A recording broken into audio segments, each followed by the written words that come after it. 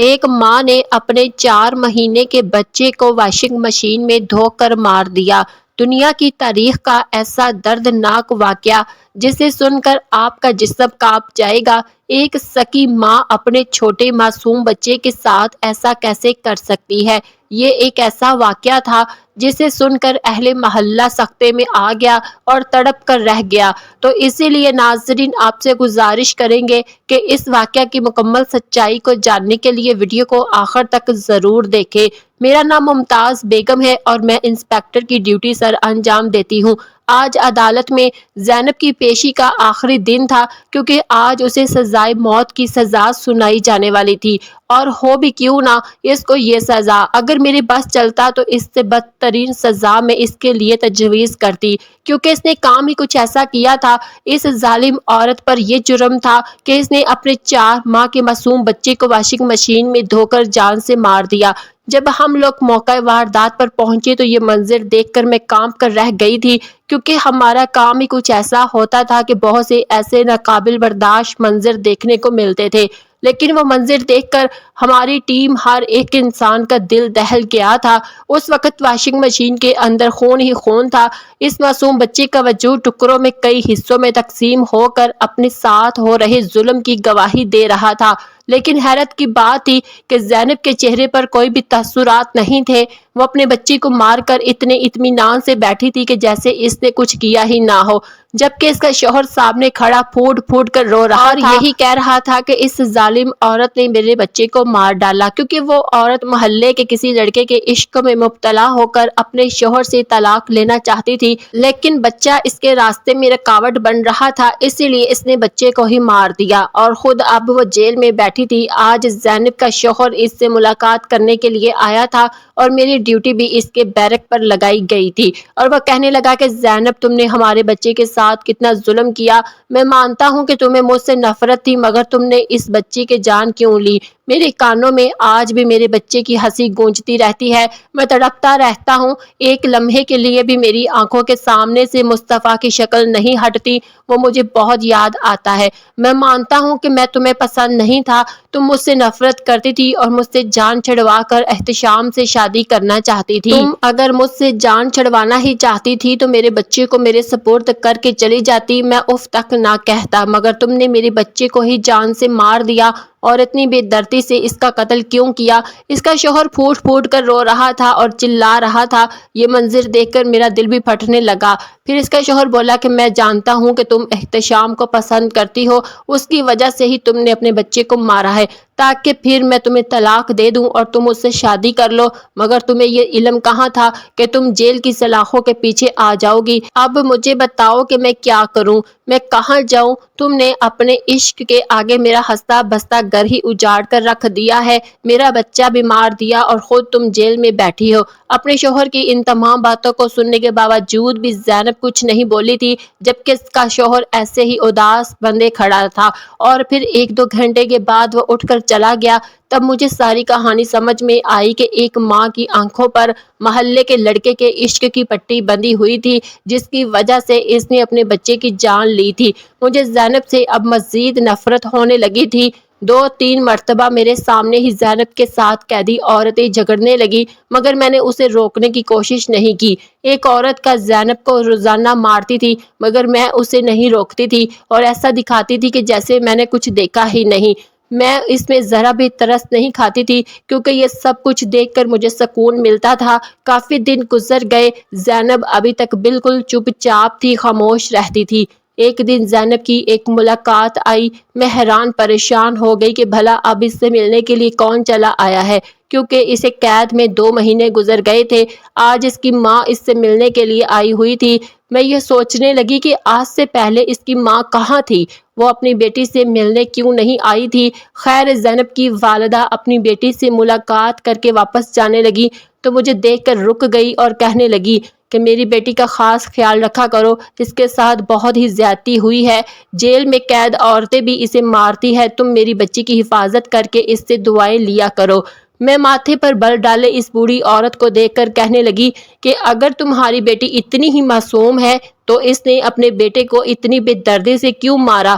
اپنے عاشق کے پیچھے اس نے اس بچے کی جان کیوں لی؟ یہ بات سن کر اس کی ماں کی آنکھوں میں آنسو آ گئے اور کہنے لگی کہ میری بیٹی بے قصور ہے، اس نے اپنے بیٹے کو نہیں مارا۔ اس کی امی کہنے لگی کہ میں اپنی بیٹی کے لیے بڑی عدالت میں جاؤں گی، وہ باعزت بری ہو جائے گی، مجھے امید ہے عدالت کی طرف سے مجھے انصاف ضرور ملے گا۔ میں نے کہا کہ بی بی جی، اپنی قاتل بیٹی کو چھڑوانے کی کوشش مت کرو، اگر یہ بری بھی ہو گئی تو یقیناً تم اس کی شادی آگے کر دو گی اور وہاں اس کے بچے پیدا ہوں گے تو پھر ان بچوں کو بھی وہ مار دے گی، وہ سارا گناہ تمہارے سر پر ہی چڑھے گا۔ مجھے یہ بتاؤ کہ جب اللہ تعالیٰ قیامت والے دن تم سے پوچھے گا تو تم کیا جواب دو گی؟ زینب کی امی نے مجھے عجیب نظروں سے دیکھا اور بولی کہ تم خدا نہیں ہو، تم صرف ایک لیڈی کانسٹیبل ہو، جو تمہاری ڈیوٹی ہے تم اسے ہی اچھے سے نبھاؤ۔ اتنا کہہ کر وہ چلی گئی، جبکہ مجھے گہری سوچ میں ڈال گئی۔ ان کے بات سچ بھی ہو سکتی تھی، کیا پتا وہ سچ ہی کہہ رہی ہو اور یہ عورت بے قصور ہو۔ اب کوئی زینب کے ساتھ بدتمیزی کرتی، میں اس وقت فوراً اسے روک دیتی، اور اگر کوئی اس پر ہاتھ اٹھاتی تو میں اسے بھی سختی سے منع کر دیتی۔ زینب ہر وقت اداس اور پریشان سی رہتی تھی، شاید اسے اپنے بچے کی جان لینے کا دکھ تھا۔ اسی طرح کچھ دن گزرے تو ایک لڑکا زینب سے ملنے کے لیے آیا۔ میں نے پوچھا کہ تمہارا نام کیا ہے؟ وہ کہنے لگا کہ میرا نام احتشام ہے۔ یہ بات سن کر میرے کان کھڑے ہو گئے، یقیناً یہ زینب کا عاشق تھا۔ میں نے ان دونوں کی ملاقات کروا دی اور اس بار بھی میں ان دونوں کے پاس ہی کھڑی تھی۔ مجھے بڑا تجسس تھا کہ آخر یہ کیا باتیں کرتے ہیں، اس لیے میں جان بوجھ کر ان کے آس پاس چکر لگاتی رہی۔ احتشام بار بار یہی کہہ رہا تھا کہ زینب، تم نے اپنے بچے کی جان لے کر اچھا نہیں کیا۔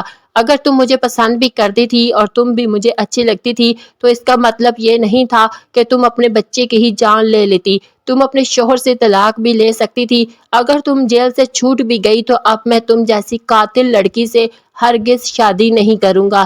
اتنا کہہ کر احتشام وہاں سے چلا گیا اور وہ اسے دیکھتی رہ گئی۔ تب میں بولی، دیکھ لیا، یہ دنیا کے رشتے ایسے ہی ہوتے ہیں، کوئی کسی کا نہیں ہوتا۔ تم نے بے وجہ ہی اپنے بچے کی جان لی۔ وہ بس مجھے دیکھ رہی تھی، اس نے مجھے آج بھی کچھ نہیں کہا تھا۔ اب میں زینب کی کہانی جاننا چاہتی تھی، مجھے شوق ہونے لگا تھا کہ آخر اس کے پیچھے کیا وجہ تھی۔ جو کچھ اس نے اپنے بچے کے ساتھ کیا، کیا ایک عورت کے لیے ماں کی ممتا سے بڑھ کر محبت ہو سکتی ہے؟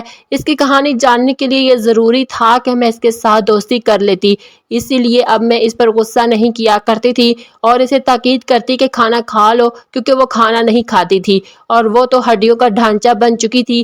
میں اسے یہی کہتی کہ تم بے قصور ہو اور اسی طرح جیل کی سلاخوں کے پیچھے ہی مر جاؤ گی، دنیا والوں کو تم یہ نہیں بتا پاؤ گی کہ تم بے قصور تھی۔ وہ یہ سب سنتی رہی کہ ایک دن مجھے کہنے لگی کہ میں زندہ نہیں رہنا چاہتی، ایسی زندگی میں نہیں جینا چاہتی، مجھے یہ دنیا اچھی ہی نہیں لگتی۔ اب مجھے محسوس ہوا تھا کہ زینب کے خاموش رہنے کے پیچھے بھی یہی وجہ تھی کہ وہ ڈپریشن کا شکار ہو چکی تھی۔ ظاہر سی بات ہے، انسان وقتی محبت کے جال میں پھنس کر اگر اپنے بچے کو اتنی بے دردی سے مار دے تو یہ سچ سوچ کر پاگل ہی ہو جائے گا، مگر اب وہ اسے یاد کرتی تھی، شاید اسے اپنے بچے کو مار دینے کا صدمہ اور ندامت تھی۔ آج پھر اس کی امی ملنے کے لیے آئی۔ اس کی ماں نے اسے کہا کہ میں بڑی عدالت میں تمہارے لیے کیس کروں گی، مگر زینب اپنی امی سے کہنے لگی کہ امی، یہ سب کچھ مت کریں، مجھے سولی پر چڑھ جانے دیں اور سزا کاٹ لینے دیں، اب میں بری نہیں ہونا چاہتی۔ مگر پھر بھی اس نے اپنی بیٹی کے لیے بڑی عدالت میں دوبارہ اپیل کر دی۔ پہلے پیشی میں اس کے ساتھ میں نہیں گئی تھی کیونکہ میری ڈیوٹی نہیں لگی تھی، دوسری کانسٹیبل چلی گئی تھی۔ جب واپس آئی تو میں نے پوچھا کہ جج صاحب نے کیا کہا؟ زینب نے میری آنکھوں میں آنکھیں ڈال کر کہا کہ میں نے عدالت کے سامنے اعتراف جرم کر لیا ہے اور ان سے کہا ہے کہ میری سزا پھانسی سے کم نہیں ہونی چاہیے۔ اس کی بات سن کر میں ایک دم سے پریشان ہو گئی، کہنے لگی کہ جب میرا بیٹا مصطفیٰ ہی زندہ نہیں تو میں نے جی کر کیا کرنا؟ پھر میں بولی کہ تم نے اپنے بیٹے کو قتل کیوں کیا تھا؟ زینب سر ہلا کر کہنے لگی کہ ہاں، مجھے اپنے بچے مصطفیٰ کو قتل نہیں کرنا چاہیے تھا، مجھ سے بہت بڑی غلطی ہو گئی ہے۔ اب وہ مجھ سے کھل کر اپنے دکھ کا اظہار کرنے لگی تھی، مجھ سے بات چیت بھی کر لیا کرتی تھی۔ ایک دن میری طرف دیکھ کر کہنے لگی کہ میرا بیٹا مصطفیٰ میری طرف دیکھ کر مسکراتا رہتا تھا اور مجھے ہاتھ سے اشارہ کر کے اپنے پاس بلاتا تھا۔ جب میں کام کاج کر کے واپس آئی تو میری طرف دیکھ کر مچل جاتا تھا اور کہتا تھا کہ مجھے اٹھا لو، پر میری مجبوری تھی، میں اسے اٹھا نہیں پاتی تھی۔ میں یہ اس کی بات سن کر چونک گئی اور بولی کہ بھلا تمہاری کیا مجبوری تھی جو تم اپنے بچے کو نہیں اٹھا پاتی تھی؟ تب اس کے چہرے کا رنگ زرد ہو گیا، اس نے جلدی سے اپنے آنسو کو صاف کیا اور لیٹ گئی اور کہنے لگی کہ مجھے نیند آ رہی ہے اور تم یہاں سے چلی جاؤ۔ مجھے لگنے لگا تھا کہ شاید یہ اپنے بیٹے کو قتل کرنے سے پہلے بھی بچے کے ساتھ ظلم و ستم کیا کرتی تھی۔ ہو سکتا ہے کہ اس بچے کو دودھ بھی نہ دیتی ہو اور اس کے لیے بھی ترساتی ہو۔ خیر، مجھے پھر سے دن بدن زینب سے نفرت ہوتی چلی گئی، مگر پھر بھی میں اس کے ساتھ اچھی تھی کیونکہ میں اس کا سچ جاننا چاہتی تھی۔ عدالت نے زینب کو ایک بار پھر سزائے موت سنا دی تھی۔ جس دن اسے موت کی سزا ہوئی وہ بہت ہی زیادہ خوش تھی۔ میں نے اس کی خوشی کی وجہ پوچھی تو وہ کہنے لگی کہ اب میں اپنے بچے کے پاس چلی جاؤں گی اور ہمیشہ ہمیشہ کے لیے اس کے ساتھ رہوں گی۔ اس پر میں نے اس کی طرف دیکھتے ہوئے مسکراتے ہوئے کہا، اس دنیا میں تو تمہیں احتشام کی محبت نے اس قدر اندھا کر دیا تھا کہ تم نے اپنے بچے کا خیال نہیں کیا، تو تمہیں کیا لگتا ہے کہ مرنے کے بعد اللہ تم دونوں کو ملا دے گا؟ میری بات پر وہ کہنے لگی کہ مجھے نہیں معلوم آگے میرے ساتھ کیا ہوگا۔ ہائی کورٹ نے زینب کو سزائے موت دے دی تھی۔ اس کے بعد زینب کی والدہ نے سپریم کورٹ میں التجا کر دی۔ جب اس کی امی اس سے ملنے آئی تو وہ اپنی امی سے لڑنے جھگڑنے لگی، کہنے لگی کہ امی آپ ایسا کیوں کر رہی ہیں؟ پھر سے آپ نے میرے لیے عدالت کا دروازہ کیوں کھٹکھٹایا ہے؟ میں جینا نہیں چاہتی، میں مر جانا چاہتی ہوں، میں اپنے بیٹے مصطفیٰ کے پاس چلی جانا چاہتی ہوں۔ آپ بہانے بہانے سے میری سزا معاف کروانے کے چکر میں ہیں، میں زندہ نہیں رہنا چاہتی۔ زینب کی والدہ کہنے لگی کہ تمہیں میرے سر کی قسم ہے، اس بار تم عدالت میں جھوٹ نہیں بولو گی، تمہیں ایک ایک بات سچ بتانی ہوگی۔ خالی خالی نظروں سے وہ اپنی ماں کو دیکھتی رہ گئی۔ خیر، کچھ دنوں کے بعد سپریم کورٹ میں پیشی تھی۔ اس بار زینب کے ساتھ میری ڈیوٹی لگائی گئی تھی۔ میں اسے لے کر عدالت پہنچ گئی۔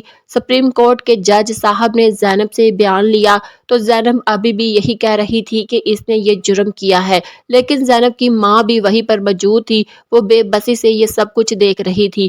آخرکار جج نے زینب کے اعتراف جرم پر اسے پھانسی کی سزا سنا دی اور اس پر جج صاحب نے زینب کی آخری خواہش کے بارے میں پوچھا، لیکن وہ بالکل خاموش رہی، اس نے کچھ نہ کہا۔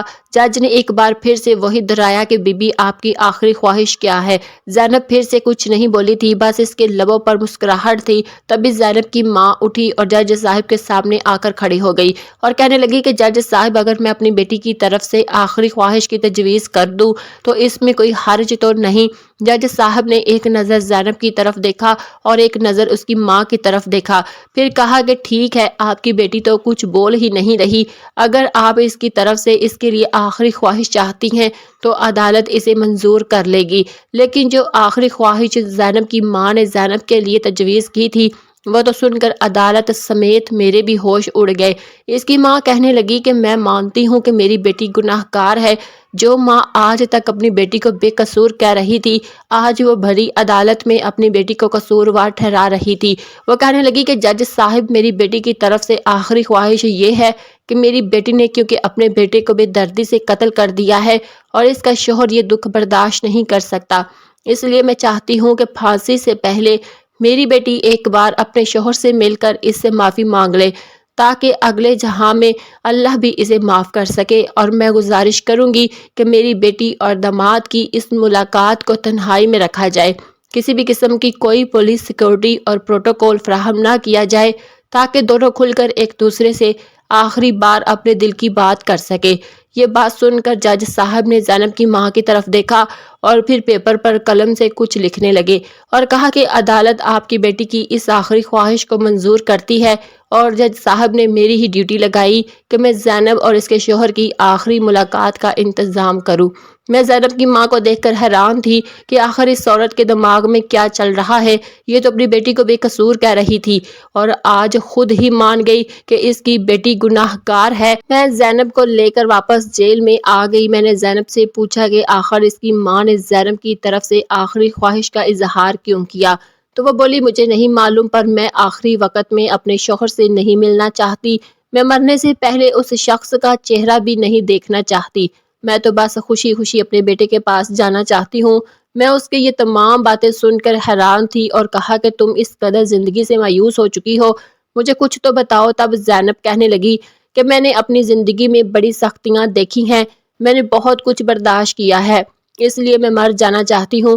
میں نے کہا کہ ہمارے پاس کئی ایسے کیس آئے ہیں جس میں قاتل بھی اپنی سزا کی معافی کے لیے تڑپ رہا ہوتا ہے، وہ تو چاہتا ہے کہ اسے معافی مل جائے اور ایک موقع دے دیا جائے، مگر تم کیوں نہیں چاہتی؟ تب وہ رونے لگی اور بولی میری عمر ابھی کم ہے، اگر میں یہاں سے چھوٹ بھی گئی تو شاید میرے والدین میری دوسری شادی کر دیں، مگر میں دوسری شادی نہیں کرنا چاہتی۔ مجھے مرد ذات سے ہی شدید نفرت ہے، کیونکہ مرد اپنے مفاد کے لیے کچھ بھی کر سکتا ہے۔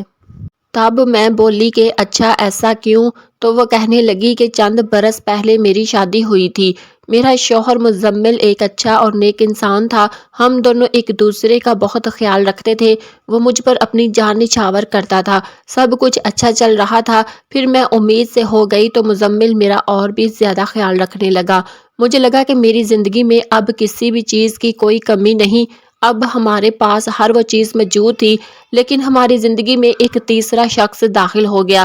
میں چونک گئی، مجھے لگا کہ شاید زینب اب بھی احتشام کا نام لے گی، کیونکہ مزمل اور زینب کی زندگی میں احتشام ہی تھا جو آیا تھا۔ وہ بولی کہ ہماری زندگی میں مریم آ گئی۔ میں نے حیرت سے زینب کی طرف دیکھا تو وہ بولی کہ میں سچ کہہ رہی ہوں، وہ ہمارے پڑوس میں رہتی تھی۔ مریم ایک بہت ہی حسین اور خوبصورت لڑکی تھی، میرے شوہر نے اسے دیکھا تو وہ اس کا دیوانہ ہو گیا۔ مجھے مریم کے بارے میں کچھ بھی معلوم نہیں تھا، مگر مزمل مجھے اکثر یہی کہا کرتا تھا کہ ہمارے محلے میں ایک نئی لڑکی آئی ہے، اس کا نام مریم ہے، تم اس سے مل جل لیا کرو، وہ بیچاری تنہا رہتی ہے۔ تو مجھے اس پر بڑا ترس آیا، میں نے کہا کہ بیچاری بنا ماں باپ کے اور غریب بھی ہے، پتہ نہیں اپنی زندگی کیسے گزار رہی ہے۔ ایک دن میں اسے ملنے کے لیے اس کے گھر چلی گئی، پھر میری اور اس کی دوستی اچھی خاصی ہو گئی۔ پھر آہستہ آہستہ میں مریم کو اپنے گھر میں بلانے لگی، کیونکہ میرا شوہر مزمل مریم کو دیکھ کر بڑا ہی خوش ہوتا تھا، میرا بچہ بھی اب اس دنیا میں آنے والا تھا، تو میری طبیعت اکثر خراب رہتی تھی، میں مریم کو اپنی مدد کے لیے بلا لیا کرتی تھی، مگر مجھے کہاں معلوم تھا کہ یہی عورت میری خوشیوں کی قاتل نکلے گی۔ اور پھر ایک دن مریم میرے کچن میں چائے بنا رہی تھی اور میں اپنے کمرے میں لیٹی آرام کر رہی تھی، مجھے خیال آیا کہ مجھے مریم کے پاس چلے جانا چاہیے، میں کمرے میں آرام کر رہی ہوں اور وہ میرے گھر میں کام کر رہی ہے، اسی لیے میں کچن میں گئی تو یہ دیکھ کر حیران اور پریشان رہ گئی کہ مریم اور مزمل ہاتھوں میں ہاتھ پکڑے پیار بھری باتیں کر رہے تھے۔ مزمل مریم سے کہنے لگا کہ میں تمہیں بہت جلد اپنا لوں گا، پھر سب کچھ ٹھیک ہو جائے گا۔ یہ دیکھ کر تو میرے ہوش اڑ گئے اور میں پھٹ پڑی، میں بولی کہ اچھا تو یہ ہو رہا ہے۔ مریم میری پیٹھ پیچھے، مجھے لگا تھا کہ مریم تم میری سب سے اچھی دوست ہو، مگر تم ہی میری جڑیں کاٹ رہی تھی، اور مزمل مجھے تم سے ایسی امید نہیں تھی۔ اتنا سنتا تھا کہ مزمل نے میرے منہ پر تھپڑ دے مارا، وہ پہلا دن تھا جب اس نے مجھ پر ہاتھ اٹھایا تھا، اس کے بعد مزمل نے مجھے دن رات مارنا پیٹنا شروع کر دیا، یہاں تک کہ وہ چاہتا تھا کہ میرا بچہ بھی دنیا میں آنے سے پہلے ہی ختم ہو جائے، اور وہ مجھے ایسا مارتا تھا کہ میری روح تک کانپ جاتی تھی۔ ایک دن مزمل نے مجھے میرے بازو پر مارا اور میرا بازو ٹوٹ گیا۔ 5 دن کے بعد میری ڈیلیوری ہو گئی۔ ہسپتال والوں نے پوچھا کہ ہاتھ پر کیا ہوا ہے تو مزمل نے کہا کہ یہ سیڑھیوں سے گر گئی تھی، جبکہ ایسا کچھ بھی نہیں تھا۔ مزمل نے خود میرے بازو توڑا تھا، لیکن میں اس وقت بھی چپ رہی، کیونکہ مجھے اپنا گھر بسانا تھا، میں اپنی بیٹے کو گود میں اٹھانا چاہتی تھی، مگر مجھے بیٹے کو اٹھانے کے لیے بھی دوسرے انسان کے سہارے کی ضرورت پڑتی تھی، کیونکہ میرا ہاتھ ٹوٹا ہوا تھا۔ ابھی کچھ عرصہ پہلے ہی میرا ہاتھ ٹھیک ہوا تھا، مگر ان دنوں مزمل صبح شام مجھے یہی کہتا کہ تم مجھے دوسری شادی کی اجازت دے دو، مگر میں اسے شادی کی اجازت نہیں دے رہی تھی، کیونکہ مجھے ڈر لگتا تھا کہ اگر میرا شوہر نے دوسری شادی کر لی تو میرا گھر خراب ہو جائے گا، تباہ ہو جائے گا، کیونکہ مجھے آخری امید یہی تھی کہ شاید میں مزمل کو اپنے پیار سے دوبارہ اپنا لوں گی، لیکن وہ تو میرا دشمن بن چکا تھا کیونکہ مریم اسے بہت ہی بھڑکاتی تھی۔ بس یہی سوچ کر میں سب کچھ برداشت کرتی رہی کہ میں اپنے والدین کو بھی اپنے شوہر کی شکایتیں نہیں کیا کرتی تھی۔ مزمل بہانے سے مجھے مارتا رہتا، کبھی کہتا کہ یہ کام نہیں ہوا، کبھی کہتا کہ کھانے میں نمک کم ہے، جبکہ ایسا کچھ بھی نہیں ہوتا۔ اب میرا اور مصطفیٰ کا خیال کرنا ہی بالکل چھوڑ دیا تھا۔ گھر میں کوئی چیز بھی نہیں لا کر دیتا تھا۔ گھر میں کوئی چیز خراب ہو جاتی، بجلی موٹر تو کبھی بھی اس کو ٹھیک نہیں کرواتا تھا۔ مجھے مصطفیٰ سے بہت زیادہ محبت تھی۔ مجھے یہی لگتا تھا کہ میں فقط مصطفیٰ کی وجہ سے ہی یہ سب کچھ برداشت کر رہی ہوں، کیونکہ مجھے اپنے بیٹے کے لیے باپ کا سایہ ضروری تھا۔ مزمل بھی مجھے یہی کہتا کہ میں تو بس تمہیں مصطفیٰ کی وجہ سے برداشت کر رہا ہوں کیونکہ وہ تمہارے ساتھ بہت زیادہ اٹیچ ہے، لیکن میں یہ وجہ کہ وہ جلد ختم کر دوں گا تو پھر تمہیں آسانی سے چھوڑ دوں گا۔ میرے دل میں یہ خیال آیا کہ کہیں یہ نہ ہو کہ مزمل مصطفیٰ کو مجھ سے چھین لے اور مجھے گھر سے نکال دے، اور یہ سوچ کر میری روح کانپ گئی۔ میں اپنے بیٹے کو کسی بھی صورت کھونا نہیں چاہتی تھی۔ جب سے مجھے میرے شوہر نے دھمکی دی، میں سارا دن اپنے بیٹے کو چومتی رہتی، یہ سوچ کر روتی رہتی کہ اگر میرے بیٹے کو میرے شوہر نے مجھ سے چھین لیا تو میں مر جاؤں گی۔ کچھ دن کے بعد مزمل میرے پاس آیا اور کہنے لگا کہ میں آج مریم سے شادی کرنے جا رہا ہوں، تو میں پھٹ پڑی اور بولی کہ ان سب کی میں تمہیں اجازت نہیں دوں گی۔ میرا نہیں تو اپنے بچے کا ہی خیال کر لو۔ مزمل نے مجھے پھر سے مارنا شروع کر دیا اور پھر اسی طرح سے کچھ دن گزرے۔ میں گھر کے کاموں میں مصروف رہی۔ ایک دن میں کپڑے دھونے کے لیے واشنگ مشین لگائی ہوئی تھی۔ واشنگ مشین میں کچھ خرابی آ چکی تھی، وہ ڈائریکٹ بجلی کے ساتھ اٹیچ ہو چکی تھی۔ جب تک اسے بند نہ کرتے وہ خود بخود چلتی رہتی تھی۔ میں نے مزمل سے کئی بار کہا کہ اسے ٹھیک کروا دو، لیکن وہ تو گھر سے غافل ہو چکا تھا۔ اس دن بھی مریم والی بات پر میری اور مزمل کی بہت بڑی بحث ہوئی تھی۔ مزمل نے مجھے دھمکایا کہ آج میں تمہیں ایسا مزہ چکھاؤں گا کہ تم زندگی بھر اپنا سر پیٹتی رہ جاؤ گی، اور یہ سزا تمہارے لیے موت سے بدتر ہوگی۔ میں نے مزمل کی بات کو نظر انداز کرتے ہوئے کہا کہ جاؤ، جو کرنا ہے کر لو۔ میں مصطفیٰ کو سلا کر وضو کر کے نماز پڑھنے کے لیے دوسرے کمرے میں چلی گئی۔ 20-25 منٹ کے بعد میں جیسے ہی نماز پڑھ کر واشنگ مشین کو بند کرنے کے لیے کپڑے نکالنے کے لیے آئی تو یہ دیکھ کر میرا دل دھڑکنا بند ہو گیا اور میرے پاؤں کے نیچے سے زمین نکل گئی تھی۔ واشنگ مشین کے پانی کا رنگ لال سرخ تھا، لیکن میں نے دیکھا کہ بیڈ پر کوئی نہیں تھا۔ میں بھاگتی ہوئی آئی اور کچن میں کھڑے اپنے شوہر کو مزمل کو گریبان سے پکڑ لیا۔ میں نے کہا کہ میرا بیٹا مصطفیٰ کہاں ہے؟ تب مزمل نے کہا کہ آج میں نے وہ وجہ ختم کر دی ہے جس کی وجہ سے تمہارا اور میرا تعلق تھا۔ یہ سن کر میں سب کچھ سمجھ چکی تھی۔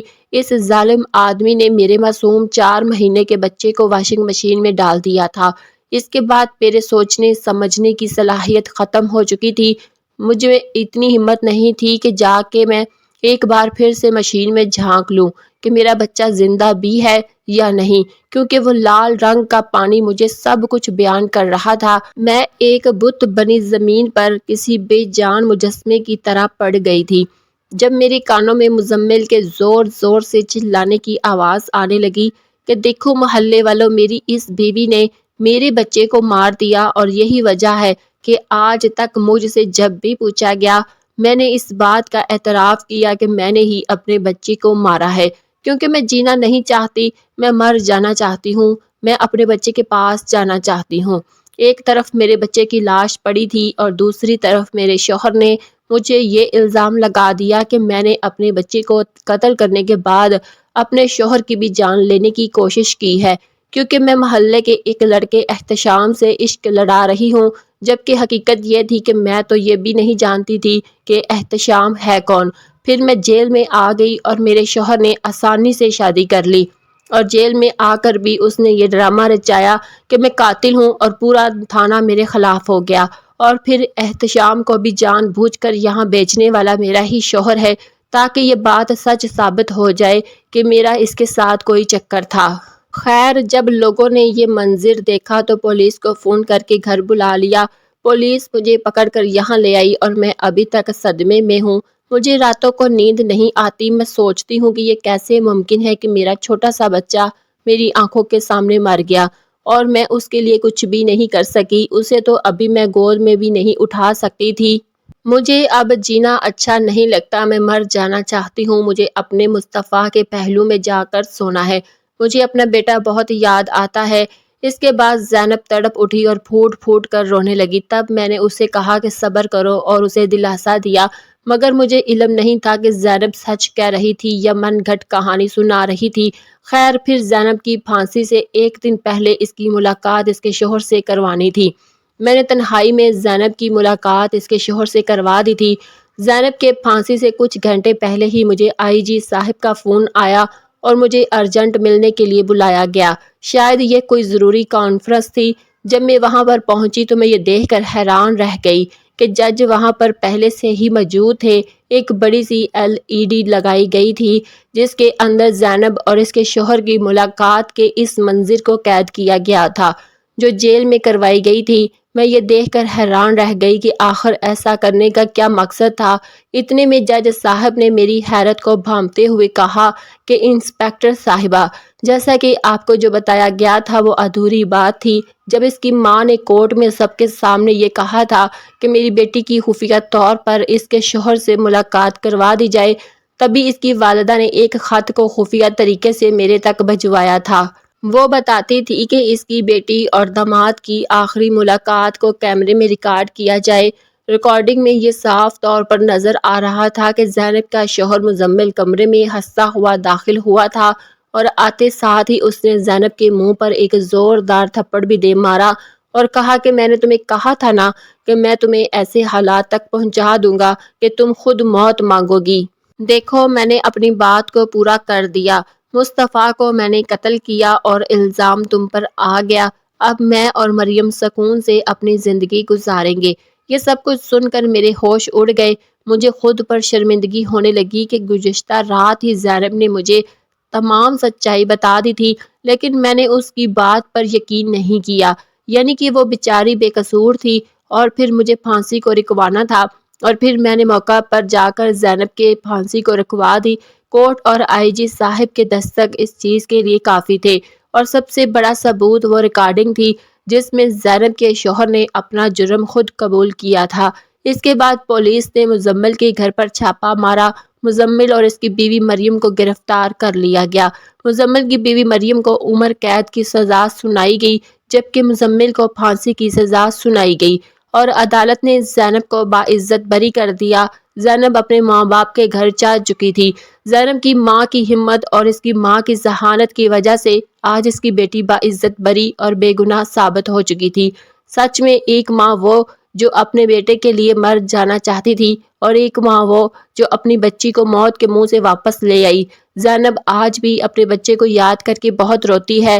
مجھے معلوم ہے کہ اس کے ساتھ بہت بڑا ظلم اور زیادتی ہوئی ہے۔ میں تو اس کے لیے بس دعا ہی کر سکتی ہوں کہ اللہ پاک اسے صبر دے اور زندگی میں آگے بڑھنے کی ہمت عطا کرے۔